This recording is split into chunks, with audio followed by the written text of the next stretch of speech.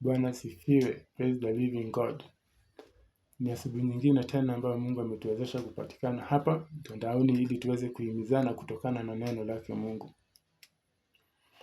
Leo mada ambayo tuko nayo pia ni fupi tu kama kawaida, inayosema kwamba nguzo wa imani. Nguzo wa imani. Tuombe. Asante Mfalme kwa kutupea nafasi nyingine tena, Mungu wetu. Tunamwalika Roho wako Mtakatifu aweze kunena nasi tuanzapo hadi tamati, katika jina la Yesu tumeomba. Amen. Nguzo wa imani. Nguzo wa imani ni neno ambalo tumelitoa katika kitabu cha Mariko. Katika kitabu cha Mariko kuna mfululizo ya uponyaji ambao Mungu aliifanya. Kwanza kabisa sura ya kwanza inaongelea mtu ambaye alikuwa amepagawa na mapepo, ambaye alikuwa na nguvu ambazo hawezi akashikiliwa, alikuwa anakatakata minyororo. Tena alikuwa anaishi pale kaburini. Ukiteremka kidogo hapo, baada ya kumalizana na huyu jamaa ambaye alikuwa anajiita Legion, kwa sababu walikuwa mapepo wengi. Baada ya kumalizana na yeye, Yesu aliteremka kidogo akapatana na jamaa fulani ambaye anaitwa Yairo. Huyu Yairo akamsihi kwamba aweza kaenda kwake akamponye binti ambaye ni mgonjwa.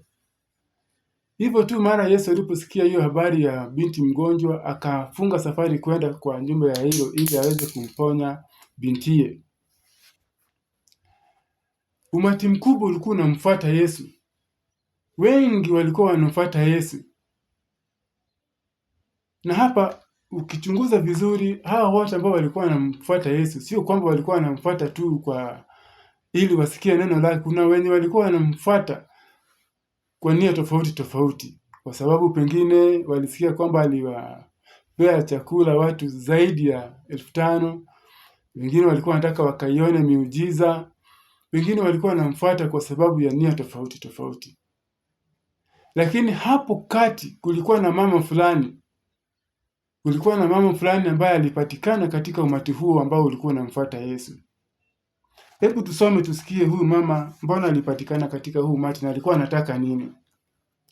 Katika kitabu cha Mariko sura ya 5 mstari wa 24. Unasema kwamba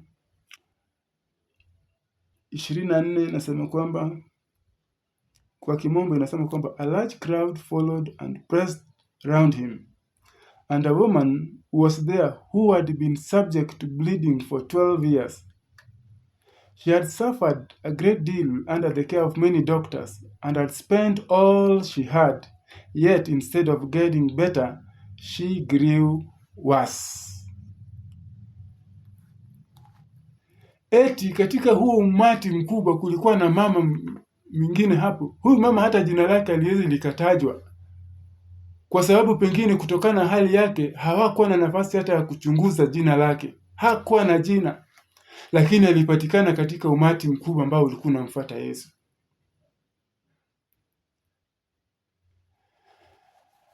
Biblia inasema kwamba kwa miaka 12 huyu mama alikuwa anatoka damu. Najua hii hadithi unaifahamu vizuri. Lakini mambo ambayo yameniguza ni kwamba huyu mama kwa hii miaka 12 haikuwa miaka ya furaha. Kwa hii miaka 12 Biblia inasema kwamba alijaribu matabibu wengi. Alitumia hela zake zote.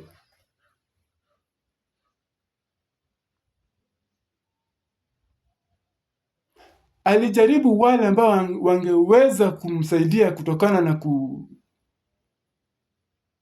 damu. Lakini hela ni kama ziliisha. Na cha kusikitisha ni kwamba hali yake ilizidi kudhoofika. Hali yake ilizidi kuwa mbaya zaidi kwa miaka 12.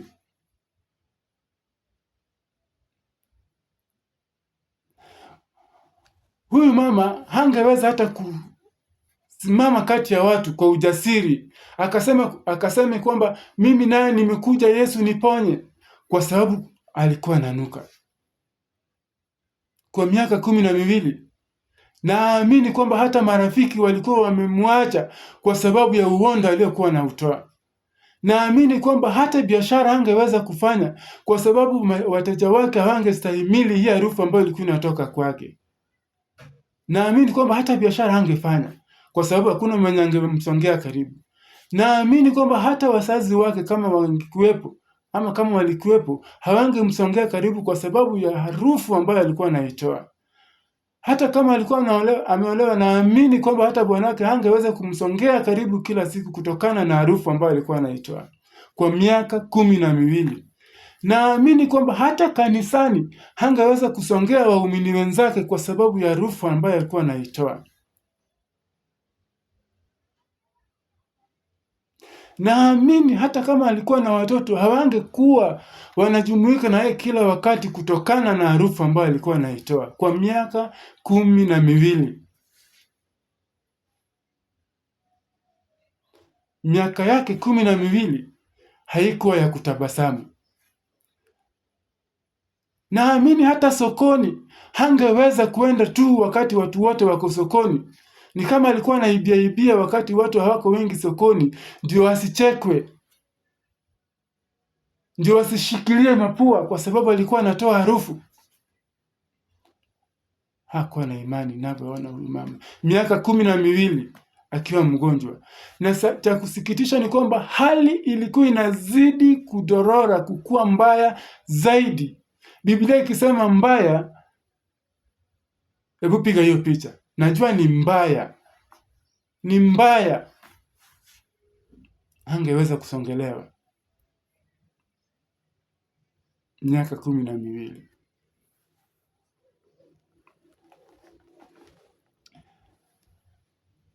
Biblia inatuambia kwamba kwa ujasiri alijisemea moyoni kwamba nataka niguze tu pinde la nguo yake, niguze tu, kwa sababu najua wakigundua kwamba niko hapa sitapewa ruhusa ya kumguza mwalimu, sitapewa ruhusa ya kusimama mbele yake wakigundua kwamba ni mimi.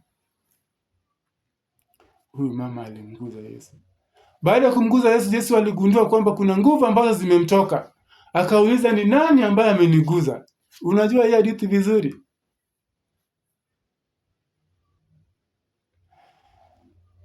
Yesu akamwambia, imani yako imekuponya. Kuna mambo mawili matatu ningependa tuhimizane kutokana na hadithi hii ya huyu mama aliyepiga hatua ya kumguza Yesu. Kwanza kabisa, swali langu la kwanza, je, umeteseka miaka ngapi? Je, shida yako ni ipi? Je, umefikia hali ya kuchekwa ama kuachiliwa na marafiki, kuachiliwa na wazazi kwa sababu dhambi imekufanya unatoa harufu ambayo huwezi kusongelewa? Je, umefikia hapo? Je, ni dhambi gani ambayo imekufanya uwezi ukajumuika na watu kwa sababu wamekuachilia unatoa harufu mbaya ya dhambi?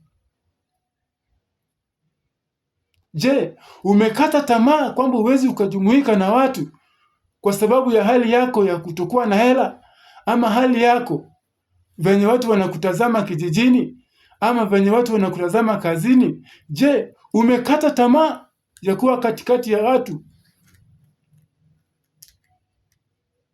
Kuna mtu hapa ambaye anaitwa Yesu. Katika hali yoyote ya maisha ambayo tunaweza tukajipata, ako tayari tumguze, ako tayari tumsongelee, ako tayari kutuponya. Praise the Lord. Je, wewe mguzo wako kwake Yesu ni upi? Ni mguzo wa imani, ama unataka umguze Yesu tu ili uingie katika kumbukumbu la watu ambao wamemguza Yesu? Je, ukisongelea karibu na Yesu, unataka kusongelea ili upatikane kati ya watu ambao wako karibu na Yesu, ama uko na nia fulani ambayo ni ya imani ambayo imekufanya usongelee Yesu? Mguzo wako ni upi? Naamini kuna wenye walikuwa wanamguza tu ili waingie katika kumbukumbu la wenye wamemguza Yesu, sio kwa sababu wanataka waponywe.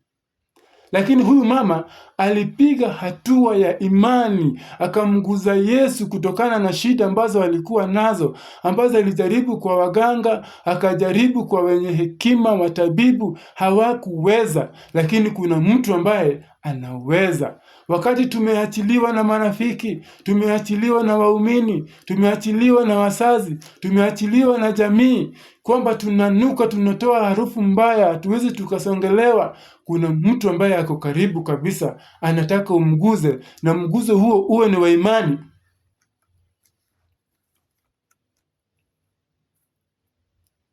Utapata kuponywa.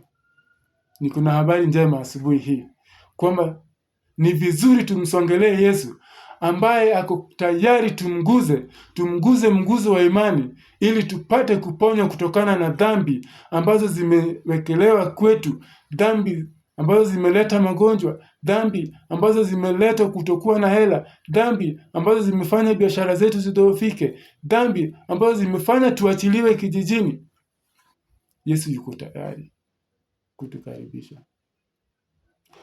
Ukisoma hii hadithi yote, ukifika katika mstari wa 36 inasema kwamba baada ya Yesu kumponya huyo mama, kuna jamaa alitokelezea akakuja katika huo umati akasema kwamba msimsumbue mwalimu, kwa sababu yule msana ambaye alikuwa mgonjwa, msana bintiye Yairo, ashakufa. Yesu kusikia hili alisema jambo ambalo ningependa tuombee. Yesu alisema kwamba overhearing what they said, Jesus told him, "Don't be afraid, just believe." Habari yangu njema asubuhi hii ambayo nimekuletea ni kwamba just believe. Shida yako imeenda miaka 10 na just believe kwamba huyu Yesu atakuponya. Ni ugonjwa? Ni shida ipi? Ni miaka ngapi? Haijalishi. Just believe kwamba huyu ambaye utamguza ni mtu ambaye ni mtabibu mkuu. Huyu ambaye utamguza ni mtu ambaye aliumba ulimwengu wote. Huyu ambaye unamguza ni mtu ambaye anatupea uhai kila siku. Mguzo wako ni upi? Just believe kwamba Yesu ana uwezo wa kutatua shida, iwe ni yoyote ile ambayo imewashinda matabibu, imewashinda waganga. Just believe kwamba huyu Yesu, hakuna kitu ambacho kitamshinda maishani mwako, katika jina la Yesu. Amen. Amen.